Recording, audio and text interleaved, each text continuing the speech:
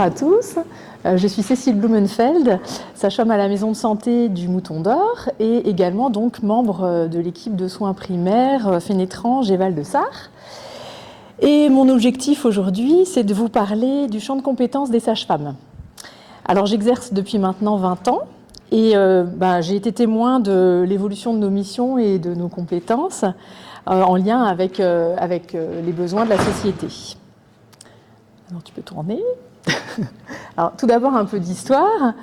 Le terme sage-femme, il désigne la personne qui donne la sagesse aux femmes. C'est pas nous qui sommes sages, c'est le fait de savoir plein de choses sur les femmes. Et en fait, on les aide à devenir mères, mais ça vous le savez déjà. On retrouve des représentations de la profession dès le néolithique. Donc c'est quand même, je pense, le plus ancien métier du monde. Et l'essence même du métier de sage-femme, c'est de s'engager en faveur de la santé des femmes, mais aussi de leurs droits et de leurs choix. Et en fait, c'est une profession médicale autonome et qui est en constante évolution. Alors dans la société, en règle générale, la représentation de la sage-femme, c'est justement ça. C'est la personne qui accompagne la femme au moment de son accouchement et qui lui prodigue les premiers soins à elle ainsi qu'à son nouveau-né. Mais depuis la fin du XXe siècle, on peut tourner, et puis surtout depuis 2019, donc, nos compétences se sont considérablement étendues, mais elles sont encore très méconnues, d'où la raison de ma présence ici, pour vous expliquer un petit peu plus précisément ce qu'on peut vous proposer. En fait, en tant que sage-femme, on a la possibilité de faire le suivi gynécologique de prévention. Dans ce cadre, on pratique les frottis cervico-vaginaux de dépistage du cancer du col de l'utérus et aussi les palpations des seins dans le cadre du dépistage de la palpation, du cancer du sein. Nous pouvons, si cela le nécessite, prescrire une mammographie, une échographie pelvienne, mais aussi tout autre acte de biologie si cela est nécessaire. Notre mission consiste aussi à prévenir, à diagnostiquer et à traiter les infections sexuellement transmissibles, mais aussi les infections vaginales ou urinaires. D'un point de vue de la contraception, nous guidons la patiente dans son choix. Nous lui prescrivons le contraceptif qui est adapté à son cas. Et bien sûr, nous assurons également la pose et le retrait du dispositif intra-utérin, communément appelé le stérilet, et aussi de l'implant sous-cutané, l'implant qu'on met dans le bras qui est aussi contraceptif. Nous proposons également des séances de rééducation du périnée et nous accompagnons la prise en charge des prolapsus. Alors depuis 2022, les sages-femmes libérales conventionnées avec un hôpital peuvent accompagner et prendre en charge les patientes qui font la demande d'une interruption volontaire de grossesse par voie médicamenteuse.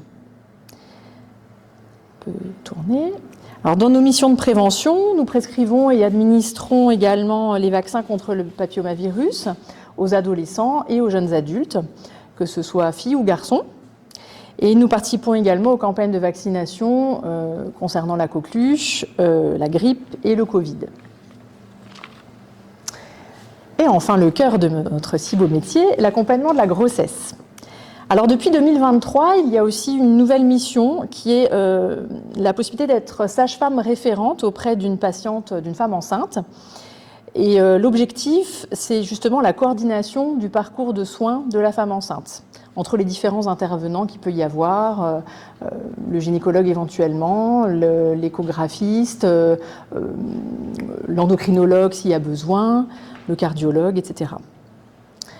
Nous suivons médicalement la grossesse grâce à des actes cliniques, paracliniques et grâce à une surveillance biologique. On peut tourner. Et puis de manière tout aussi importante, nous proposons également un accompagnement à l'accouchement et à la parentalité qui s'adapte aux besoins et aux souhaits de chaque couple. Alors cela revêt différentes formes, des séances à thème, un accompagnement en autonomie pré- et postnatale, des séances de préparation en milieu aquatique.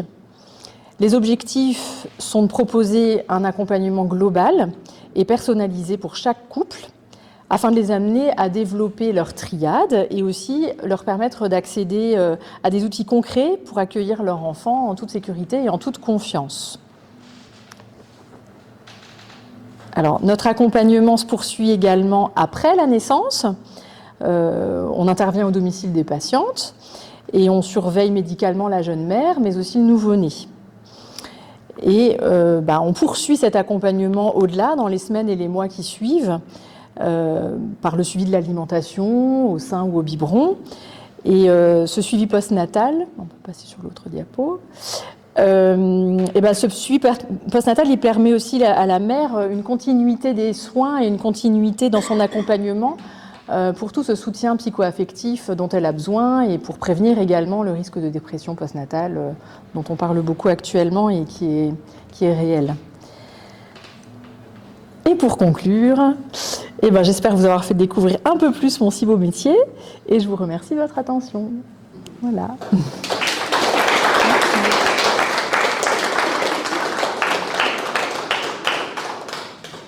Alors n'hésitez pas à poser des questions, parce que c'est un peu le but, de faire un échange, puisque là on a eu une série de compétences qui sont d'ailleurs très méconnues. C'est la raison pour laquelle je voulais que Cécile prenne la parole ce soir, puisque on est quand même sur une évolution très importante des compétences. Déjà quand j'ai fait venir, parce que je suis un petit peu l'artisan de ça, la première sage-femme en 2006. En 2006, alors là, c'était vraiment l'inconnu total. On ne savait pas du tout ce qu'une sage-femme pouvait apporter en milieu rural, en milieu libéral. Aujourd'hui, je pense que vous avez un petit peu plus le contour de ce que ça engage. Et ça engage aussi une partie de ce que, en 2006, réalisaient les gynécologues qu'on appelait médicaux à l'époque. Donc, il y a vraiment un suivi depuis... on peut dire la puberté jusqu'à après la ménopause, quoi, en fait. Oui, tout à fait. Donc, si vous avez des questions, n'hésitez pas.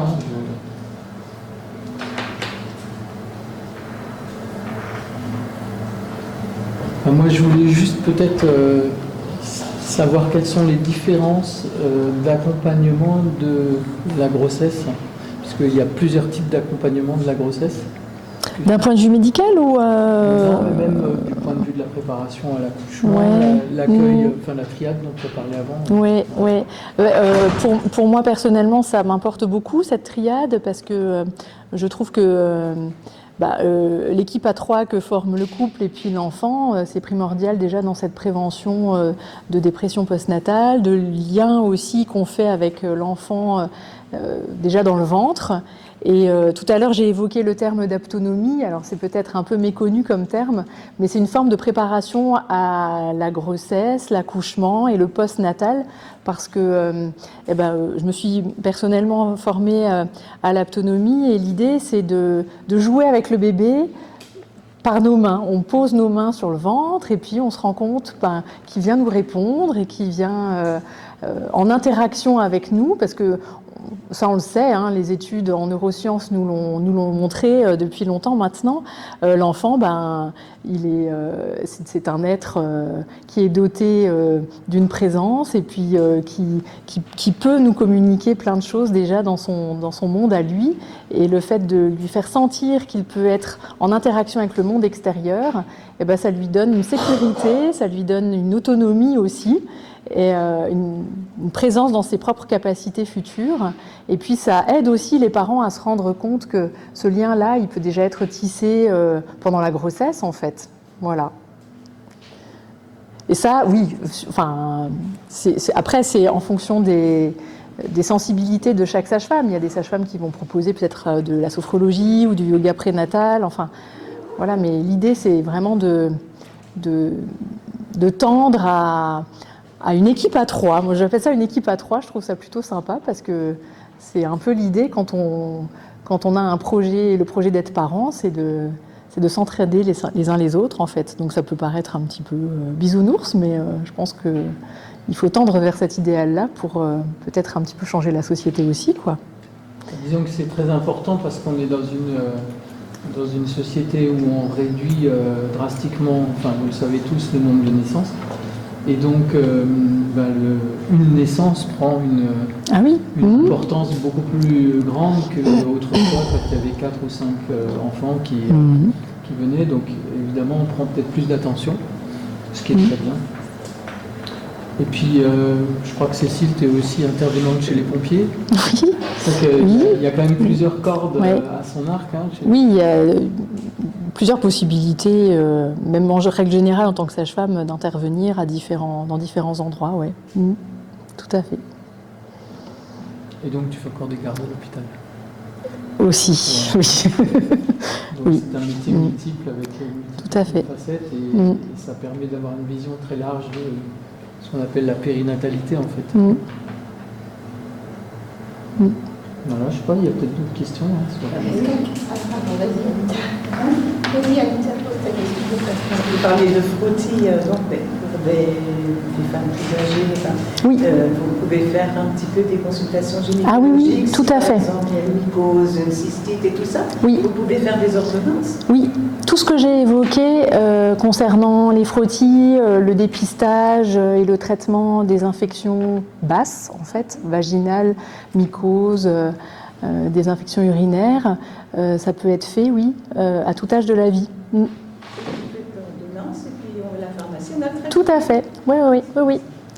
Étant une profession médicale, on a un champ de prescription qui est étendu à toutes nos compétences, en fait. Oui. Alors, vous souhaitez savoir jusqu'à quel âge on peut suivre alors l'enfant pour l'alimentation? Alors, j'ai déjà eu quelques mamans qui venaient me voir au moment de la diversification ou bien après, et on réfléchit aussi ensemble parce que même si c'est moins fréquent, on a quand même des notions de pédiatrie, donc on peut éclaircir un petit peu les choses. Et puis souvent, le rendez-vous médical chez le pédiatre, il est assez rapide au final, puisque les pédiatres manquent de temps aussi, et puis les parents n'ont peut-être pas envie de les submerger de questions ou ne se sentent pas libres de le faire. Donc on peut tout à fait accueillir une maman avec un petit enfant qui a des soucis de diversification. Ouais. Alors, moi personnellement, dans ma pratique, j'ai peu eu des enfants après 2-3 ans. Mais tout peut s'inventer.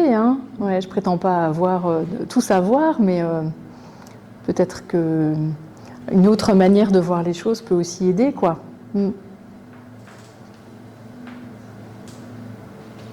J'ai une question par rapport au papillomavirus, au vaccin. J'ai vu avant que c'était affiché qu'en fait c'est possible de vacciner des très petits enfants. Alors non, en fait dans le titre c'est vrai que j'étais pas très claire.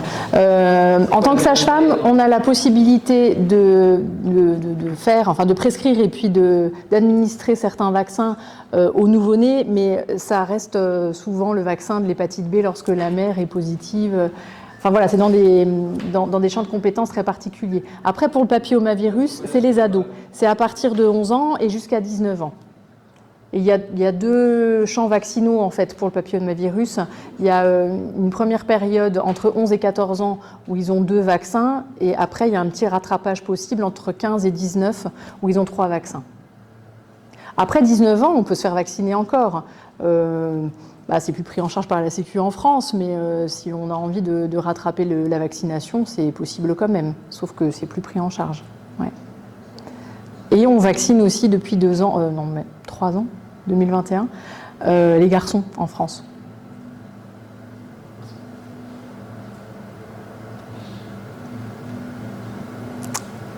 Voilà, je pense que vous avez quand même découvert qu'il y a une évolution assez forte de cette profession, qui prend de plus en plus de compétences et qui, c'est assez méconnu, c'est pour ça que c'était important qu'on ait cet échange.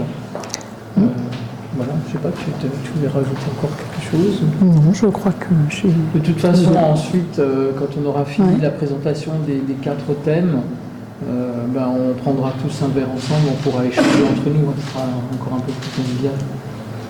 Voilà, merci. Merci.